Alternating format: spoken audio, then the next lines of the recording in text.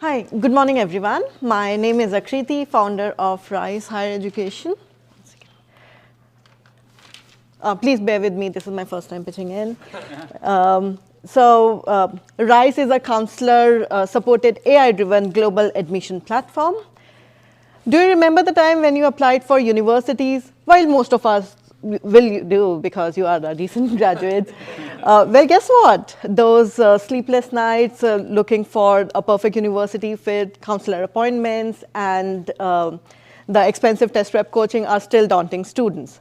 What if we tell you there is a free SaaS-based platform who is providing a full life cycle of admission and counseling process to any university or college worldwide, presenting Rise, one-stop solution for all higher education aspirants. I myself is a pioneer admission counselor with 15 years of higher education and tech industry experience. And I also hold accreditation from governing bodies like PEER, ICF, IDP, and British Council.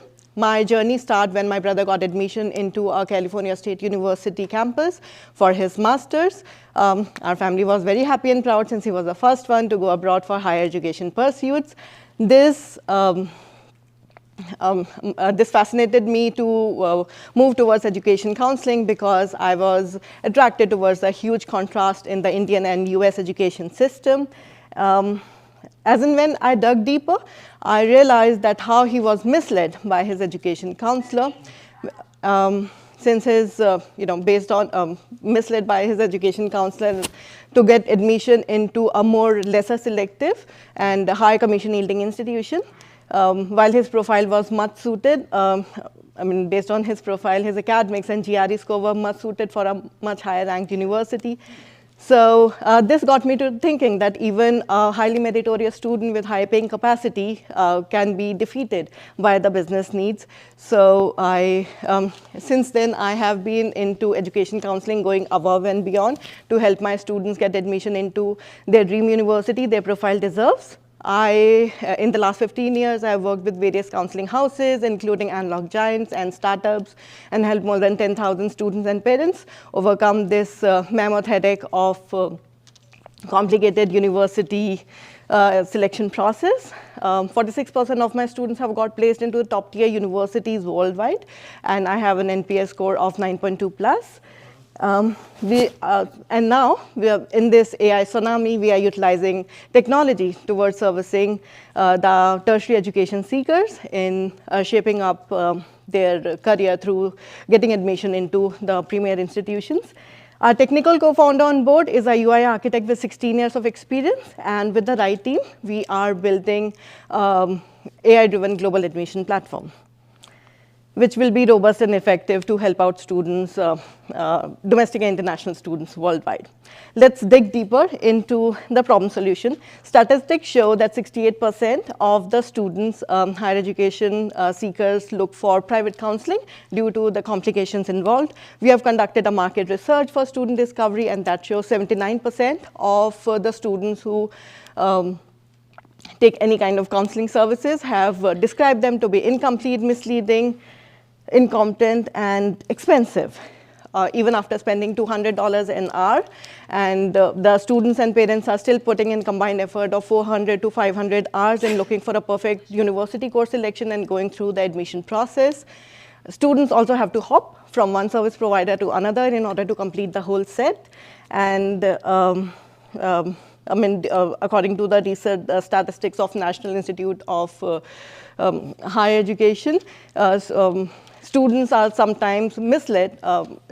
Students from low-income families are sometimes diverted towards applying for a lesser selective institution, while their profile has capacity of applying to a much higher-ranking institution, same as the students from a high-income group. So on the other hand, universities are often discovering mismatch among students' expectations and their offerings. The institutional audit reports are now reporting an increasing number of incomplete and misaligned applications, resulting in up to 38% of the seats in universities and colleges running unfulfilled every year. So So we thought, what if we solve this? What if we use technology into bringing a solution that can maximize students' chances of getting admission into the dream university they deserve while minimizing their investment, so students can save money and they can utilize it towards funding their own education. We are talking about building a student-centric platform empowered by seasoned counselors and certified test prep coaches, offering holistic, data-driven, and admission solution to dream universities worldwide. And did I mention it is free? So students can save a fortune and they can utilize it towards paying for their education. The SaaS-based platform we are building will be available in all handheld devices, including a mobile app. Student will have liberty to choose among a la carte of services or sequential process among the pre and post-admission services. That includes counseling, test prep coaching, profile building, SOP essay writing. Even after 6 months of filing an error-free application, our team will be supporting them with their financial needs of scholarship, education loan listing, and all other value-added services in order to help them with their initial settlement charts. When it comes to competition, among the private counseling, there are two kinds of platforms available in the market. We have reverse engineered our solution in order to bring up to this freemium model, hybrid freemium model, wherein we are mitigating any ill effects and we are combining the benefits of both platforms so that we can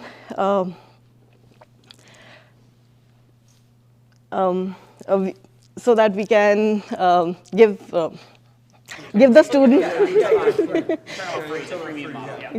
we can give the students their right to intuitive counseling. Thank you for that. And that has given us an advantageous edge from our direct and indirect competitors who either offer limited free services or paid premium services to either domestic or international students, but not usually both. We have also identified the current market shift in which students are looking for more of the diploma and certified skill level programs, and we will be utilizing our platform towards servicing for that courses as well. So our idea is to digitalize, automate the repeated mundane tasks what a counselor performs on an everyday basis. So a counselor can actually focus on bringing quality to students' profile and maximize the chances of getting an admission. There will never be a time in which our AI-driven platform will be writing essays, admission essays or SOPs on behalf of students. In 2022, there were 275 million students worldwide who undergo this huge phase of dilemma and anxiety before embarking on their higher education journey. Out of those, 61.7 million students were in India and US. With the current market strategies, we are projecting to benefit 0.1% of domestic student base in US and India and 0.3% of international student base, totaling up to 66,000 students, having an income potential of $10.02 million at the end of first application year. Our revenue model is B2B2C, wherein we will work as the university-appointed representatives in order to help them recruit better prepared students in exchange for a placement commission earned from universities or application aggregators. On an average, that accounts to 7 to 12% of the first year tuition fee. If we are averaging it out for international students, that will come out to be $500 per invoice for international students and $100 for domestic students. Value-added services, value-added services like education loan, accommodation, bank accounts, flight tickets, etc., can also account to another 20%, ranging out to $50 to $150 per invoice. We will be ensuring to reach out to both returning as well as continuing students through the offline and online methods. For the initial 2 years, we will extend our services for student base in India and US, and then exploring option to expand one by one in the other countries subsequently. And from online only mode to setting up branch offices in the next 5 years to service 1 million students, having an income potential of $140 million by the end of year 5. I have ventured out as an independent education counselor since January 22, and in the offline pilot, wherein we were providing one-on-one counseling to the students. We were able to serve 160 plus students and made a revenue of $42,000. At the moment, we have 1,400 universities and colleges in network and 15 education loan providers and counting. We have started with our product development this month. Yay. And we have done it with building up the scholarship vertical. Using K algorithm, we are calculating the Euclidean distance universities to give the students personalized scholarship results of the best suited scholarship which they can apply. And we project to build this MVP in the next 6 months and launch till August in iterations. This will help us in creating buzz among students and also help us in the students' engagement throughout the process. Till August, August will be the time in which we are targeting the first batch of the early applicants who are applying for 24 intake. We will be exploring for acquisition of an application portal and education loan and refinance provider by the end of year 4 and self-merger and acquisition by year 5 onwards. Some of the latest industry trends are shown on your screen. We are raising for pre-seed round $1.25 million to create our product in order to service 66,000 students. For any questions, please let us know. The contact details on your screen. Thank you.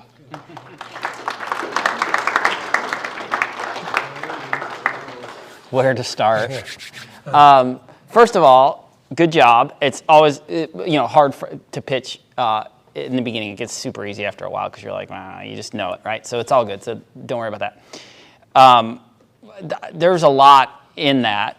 So from a recommendation standpoint, I think you need a lot. You need to work on condensing those slides to something that can be consumed a little bit easier by folks in the early pitches. What you presented is like a deck I would expect to see if we're sitting down and having a couple-hour conversation, right, and meeting about a potential investment. And I'm sure all the content looked like the right stuff for that. But in the initial phase of trying to kind of attract someone's attention to get that second meeting, I think you just need something that's a little bit more concise.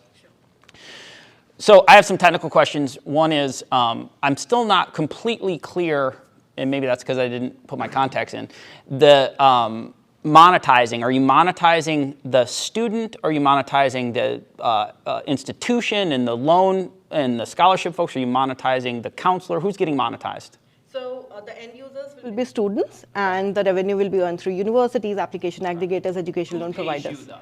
The universities will pay with the application, admission commission.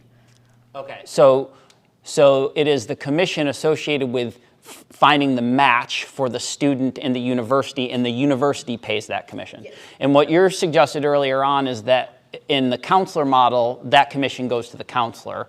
And it is that misaligned incentive that creates the situation you described, right? Which is your brother got into a university and he could have maybe got into a better one because the commission biased the process, right? Is that what you're saying? Yes. Okay. So our revenue model is we have it at different verticals. So it's not only on the basis of one admission commission. So even if the student is not going to a partner institution, they're only taking an education loan, they're only taking accommodation, we are still making money. That's why we are not charging from the students. Universities pay an admission commission based on the recruitment. So after a student is successfully placed to the university, 6 months, almost 4 to 6 months after that, they How much is that commission? 7 to 12% of the first year tuition fee. 7 to 12% of tuition for the first year. Yes. Mm-hmm. So it's higher for the international students. So, okay, so I think I'll let you go after this. I just want to make this one comment. You can respond if you want, but I think there's a business model mismatch here. So I think that there's a lot of counselors out there, and it's a hard, your commentary in the beginning is very disruptive, which I don't mind. I like disruptive business models, but it basically says, hey, all you counselors, you're screwing over kids because you care about the commission, and that's a really rough way to enter the market unless you're really prepared to kick everybody's ass. So be prepared to either go hard or you're going to get some wicked pushback and some friction in that process. So another way to look at this market is a strictly B2B market. And I know this because I've paid for college counseling for my kids. Every one of those counselors struggles to string together dozens of little productivity systems from, smart sheets to Evernote to whatever, to automate the process of being able to drive more kids through their personal funnel. I believe that you could probably create greater recurring software revenue, a higher valued business, and better economics by charging them $5,000, $10,000, $15,000 a year to automate the flow of students through their kind of business, and this is an established, well-worked business channel and a model that would be, I think, very easy to sell in the same way that accounting software goes to, CPAs and gets them to adopt their software and then use it with their customers. I think it would be very interesting to flip this model and look at it economically and say which of these markets is more approachable and which ones monetize better early on, but more importantly, this is transactional revenue, right? A match between the student and the university is a transaction. You get paid a commission, and there's tremendous money in that. However, the multiple for recurring software revenue is still insane by comparison. And if you could create a recurring revenue business out of enabling and empowering through data and AI and automation these counselors that already have a foothold in the market. Because I will tell you, this last anecdote, then I'll let you go, Chris, is while you may be 100% right, and while I'm not convinced necessarily that the thousands of dollars that I paid our counselors got our kids exactly the right school, one interesting thing happened. There was a trusted relationship built with them as a person that we could not inure to our kids with our own advice as parents, because we're their parents and they're the kids, and so they trusted the counselor, and so there's something to that, and I believe that it might be more difficult to crack that market because of that than you might imagine. So if you're empowering that market with those tools and they're paying recurring revenue and you're looking at a 20 times multiple on your recurring revenue, it just might be an interesting and different look when you talk about total enterprise value. Yeah. That was a lot. I'm done. I apologize. Right. So to answer your question, I completely agree, and the current model I have is exactly the same. We have a LMS, working LMS, which help out students throughout the process and through all the connecting channels we are connecting with the students.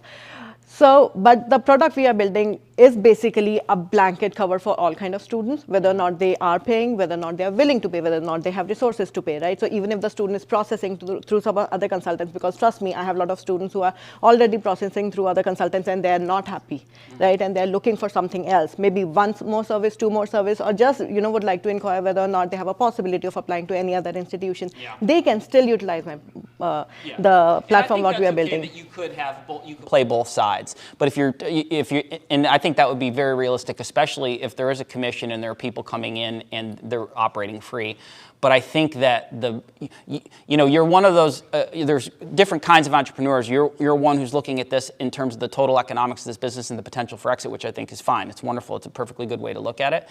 And so I'm thinking more about if you are actually building a platform, then it's the enterprise value of that platform, and that comes through the recurring nature of the software model. And it just has the capacity to deliver you better enterprise value and to tremendously scale your fundraising capabilities, I think. But so, Akriti, do me a favor. Go back in your slide deck a little bit. I'm going to tell you when to stop.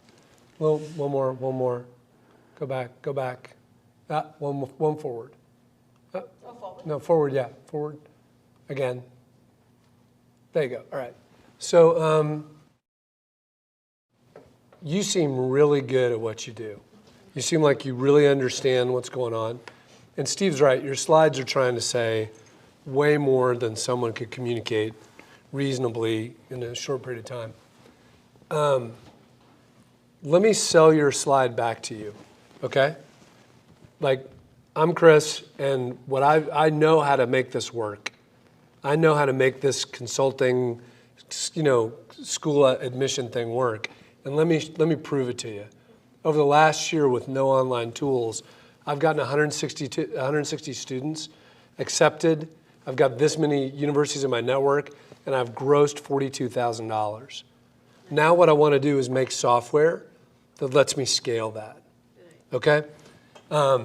If you're talking to investors and you've got elaborate forecasts for the future, they will not believe any of it, okay? Because they've seen a million presentations where people forecast extreme growth, long-term, right? This really happened, right? You really know how to do this. And I would advocate to you that if you're raising money for this business, start here. Start exactly here and say, let me tell you specifically what I did to generate the revenue and the profit. And here's how my software is going to do that. Because, this was hard, what you did here, right? For sure. Right? And I think if you go sell that to investors, they'll listen. If you bring a long-term plan that shows an exit in 5 years, they'll like you. and you won't get very far. You know what I mean? I think that's exactly right. Characterizing a platform play like this is really important. The words you use are important. There's some things that I wish we all would eliminate for you entrepreneurs out there out of our entrepreneurial vocabulary. Like, I don't know who the person is that came up with the fail fast thing. They should be like, smacked in the head. That's the dumbest thing I've ever heard. The other thing is, what freemium says to an investor? It says that you're going to pay to acquire a customer and get nothing from it on the other side. I would eliminate that term because it's not a useful term.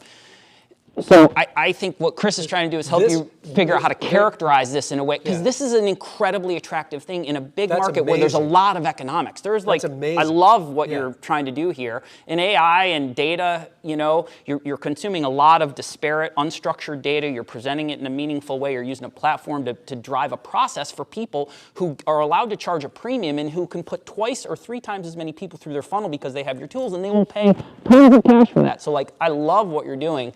I think you just got to think about how you shape that message a little bit differently, perhaps, and some of the words you choose to describe the market. You have something good here. Yeah. I'd start there. That's good. Yep, good stuff. Mike is saying.